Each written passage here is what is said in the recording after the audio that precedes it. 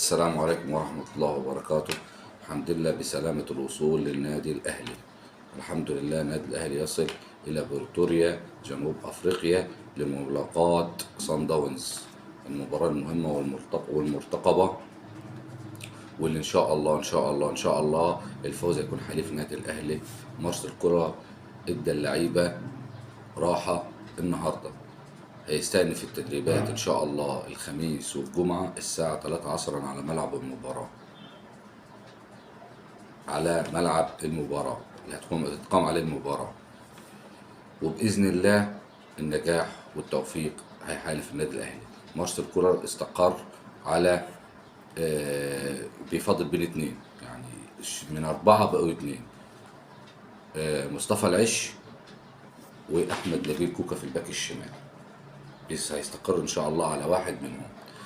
بالنسبة بقى لصن داونز، مولد صن داونز عمل التذاكر بتاعته تقريبا بعملتهم إن حوالي 50 جنيه، يعني سعر في التراب زي ما بيقولوا. وهيخلي طبعا الدخول كده بسم الله ما شاء الله. وهيعمل حفلة غنائية، هيجيب أكبر المطربين عندهم في جنوب أفريقيا ويعمل حفلة غنائية قبل المباراة. طبعا دي هتخلي جمهور كبير، وإن شاء الله بإذن الله النادي الأهلي يستغل الفرصة دي لأن هيدخل جمهور يعني تقريبا معظمهم مش هيكون رياضي. نتمنى من الله إن النادي الأهلي يحالفه التوفيق في المباراة دي. النادي الأهلي أكبر دخل للنادي الأهلي الموسم ده، أكبر دخل للنادي الأهلي الموسم ده 15 مليون دولار من الفيفا والكاف ينعشوا خزينة النادي الأهلي. مبلغ ضخم جدا، وجه في توقيت صفقات وفتح القيد اللي إن شاء الله الاستثناء اللي هيكون يوم 2/5. النادي الأهلي طبعا ال 2 مليون ال 15 مليون دولار دول هيعملوا طفرة كبيرة جدا إن شاء الله في النادي الأهلي. وأرباحه من الدعاية والرعاية الموسم ده تتجاوز 3 مليار جنيه. عشان الناس اللي بتقول لك النادي الأهلي بيجيب فلوسه من فين، الناس اللي بتقول النادي الأهلي بيجيب فلوسه من فين، ادي 15 مليون جنيه جايين من مليون دولار، آسف جايين من الفيفا أو الكاف. والنادي الأهلي الدعاية والرعاية الموسم ده 24-25 تتجاوز كمان، مش 3 مليار، لا تتجاوز 3 مليار جنيه. عشان اسم النادي الأهلي كبير، قارة رياضية كبيرة، أكبر نادي في أفريقيا طبعا بلا منازع. النادي الأهلي معروف عالميا، ويكفي إن احنا على رأس مجلس الإدارة كابتن محمود الخطيب. طبعا أنا مش هينفع أتكلم عنه، يكفينا فخر الكابتن محمود الخطيب. والكابتن محمود الخطيب مكمل وهينزل الانتخابات القادمة إن شاء الله. طبعا دي قصة أنا مش هتكلم فيها، قصة تعديل مواد القانون وتعديل القانون الرياضي والكلام ده أنا مش هتكلم فيه بصراحة، مش هتكلم فيه عشان في سياسة وفي كده، فأنا مش هتكلم فيه. طيب في حاجة تاني، محمد شريف لاعب النادي الأهلي المحترف في نادي الخليج السعودي، الأهلي لحد دلوقتي ما تفاوضش معاه ولا تواصل معاه عشان يبقى في صفوفه.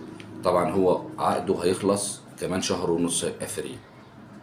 الزمالك داخل بقوة، الزمالك داخل في صفقة محمد شريف بقوة. بدأ بقى بيراميدز دخل في الصفقة مع نادي الزمالك بيفاوض محمد شريف. الزمالك عرض عليه 40 مليون، الزمالك وصل لحد 80 مليون في الموسم. 40 مليون الزمالك، بيراميدز وصل لحد 80 مليون. المفاوضات شغالة بقوة طبعا، الزملكاوية ونادي الزمالك أخدها ردا على أحمد سيد زيزو، صفقة أحمد سيد زيزو. طبعا انا ليا راي في الكلام ده. انت نادي مجلس اداره ما عرفتش تحافظ على لعيبه عندك، فخلاص من حق مدامه في الفتره القانونيه من حق اي نادي يفاوض. بس لو النادي الاهلي تفاوض مع محمد شريف او كلم محمد شريف هيكون الاقرب بنسبه تتعدى المليار في المية، هيكون النادي الاهلي. لو النادي الاهلي اتفاوض مع محمد شريف، وانا اتمنى ان هو يدعم صفوف النادي الاهلي، يدعم صفوف النادي الاهلي. في تاني برضو اشاعه طالعه مفاوضات النادي الاهلي مع جوزيه جوميز مدرب نادي الزمالك اللي بيدرب في السعوديه حاليا. معلوماتي ان هي اشاعات. لحد دلوقتي النادي الاهلي بيفاوض بين 4 مدربين، ما فيهمش جوزيه جوميز، ما فيهمش جوزيه جوميز. في حاجه تانية حابب اتكلم فيها ردا على الكابتن ابو العلا. الكابتن ابو العلا في الاعلام في قناه نادي الزمالك بيقول النادي الاهلي بيداري على فشله بصفقتين، اللي هم احمد سيد زيزو والصفقه اللي جايه في الطريق، اللي يمكن معظم الناس عارفه ان في صفقه الايام الجايه. طبعا انا هرد عليك يا كابتن معلش مع احترامي ليك. طب الاهلي فاشل ازاي وبيداروا فشله بصفقتين ازاي؟ انا هقول لك بس بطولات النادي الاهلي. اذا كان النادي الاهلي اخر موسمين حصل على 2 دوري، 1 كاس مصر، 2 كاس السوبر، 2 دوري الابطال، 2 برونزية كاس العالم، واحدة الانتر كونتيننتال، 3 قارات، بطل ال3 قارات، ورايح النسخة الأولى من كأس العالم للأندية اللي في أمريكا اللي هتتقام في أمريكا في شهر 6 ما بين 32 نادي. إذا كان نادي حصل على كل ده، كل البطولات دي، ودخلوا بالأرقام الخرافية دي ونقول عليه فاشل؟ طب ماشي بالنسبة لنادي الزمالك، والله أنا بحترم نادي الزمالك وجماهير نادي الزمالك. بالنسبة لنادي الزمالك فين؟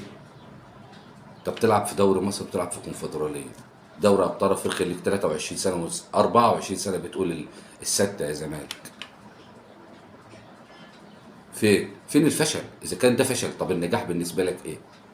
طب اطلع وضح لنا، اطلع وضح لنا ان النجاح بالنسبة لك ايه اذا كان ده كله فشل. كل اللي اتقال في عدد البطولات دي فشل. طب النجاح بالنسبة لك ايه؟ هو لسه الموسم ده يعني. فانا مش عارف كابتن ابو العلا، هل مثلا حد قايل له قول كده؟ لا مش عارف. مش عارف. انا جمهور الزمالك او اعلام الزمالك بمعنى اصح اليومين دول فشل الاهلي، فشل الاهلي، النادي الاهلي فشل. النادي الاهلي فلوسه من فين؟ طب يا جماعه ما تبصوا لنادي الزمالك فلوسه بتجاب من فين؟ النادي بياخد قروض.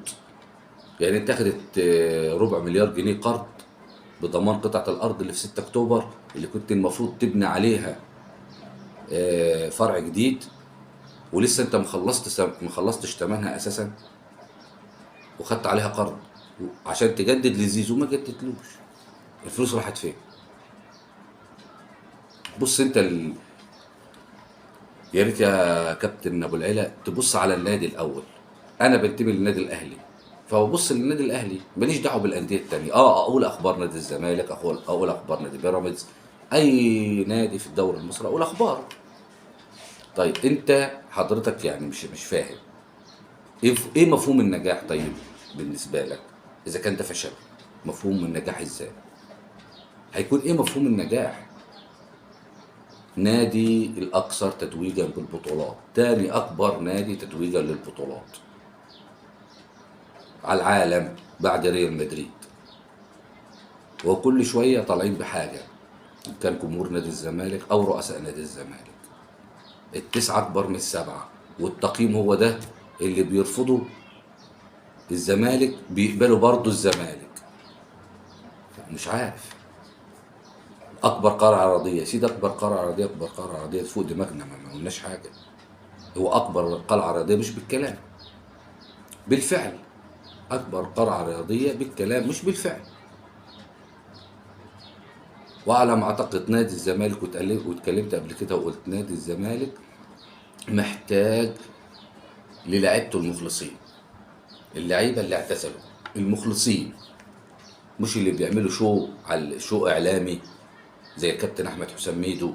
انا معايا شيكات مفتوحه وفي صفقتين من النادي واتنين لاعيبه من النادي الاهلي كلموني عشان يقعدوا معايا.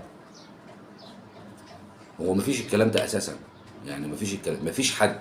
بس لو هنتكلم عقلانيا، مفيش حد هيبقى في النادي الاهلي والله العظيم بجد وهيفكر في نادي اقل منه. يعني انا عجبني الكابتن رامي ربيعه مع الكابتن احمد شوبير، بيقول له انت دوري 6 ابطال افريقيا، لو جالك عرض من نادي الزمالك اللي واخد 5 دوري ابطال افريقيا، لا ما قالوش كده، قال له لو جالك عرض من نادي الزمالك يا كابتن رامي هتعمل ايه؟ قال له انا 6 دوري ابطال افريقيا والنادي الزمالك 5 دوري ابطال افريقيا، هروح لنادي اقل مني؟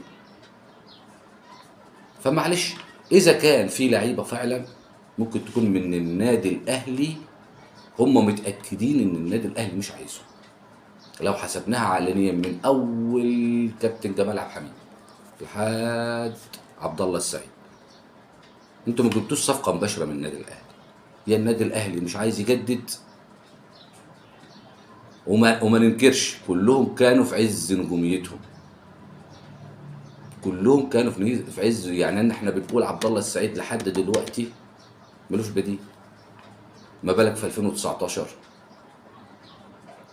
بس الاهلي منظومه كرويه متكامله الارقام، انجح مؤسسه في مصر في جميع الانشطه، هي انجح مؤسسه. معلش انا ممكن يكون كلامي كبير او كتير عن النادي الاهلي، بس انا والله شايف اي حد هيشيل بس التعصب والعصبيه من دماغه هيفكر فعلا هيلاقي اكبر مؤسسه وانجح مؤسسه النادي الاهلي. نادي ميزانيته تتعدى 7 مليار جنيه، نادي محقق في موسم واحد بس 15 مليون دولار جايله من فيفا والكاف، والدعايه والرعايه بتاعت النادي الاهلي الموسم ده تجاوزت ال 3 مليار جنيه. فمعلش اي حد ما يطلعش يتكلم كلام، عايزين احنا مش عايزين كلامكم كاعلاميين يعمل فتنه كجمهور بين الجمهورين. كلامكم والله كاعلاميين بيعمل فتنه بين الجمهورين، النادي الاهلي نادي الزمالك. فيا ريت، انا رديت على الكابتن ابو العلا باللي انا متاكد منه، ده في حاجات تاني، يعني لو دخلنا على كره اليد والكره الطايره وكره السله حاجات كتير مش هنعد. اخر حاجه، جمهور نادي الاهلي الجمهور الغالي عليا، دعمنا للفريق، وان شاء الله باذن الله دعوات الملايين 80 مليون مصري للنادي الاهلي ان هو يعدي مباراه صن داونز هناك وهنا باذن الله، ونصعد للنهائي، وان شاء الله ان شاء الله ان شاء الله البطوله اهلاويه للمره الثالثه، وان شاء الله الفريق بتاع النادي الاهلي الابطال الموجوده دي هتسجل اسمها في التاريخ، وباذن الله. السلام عليكم ورحمه الله.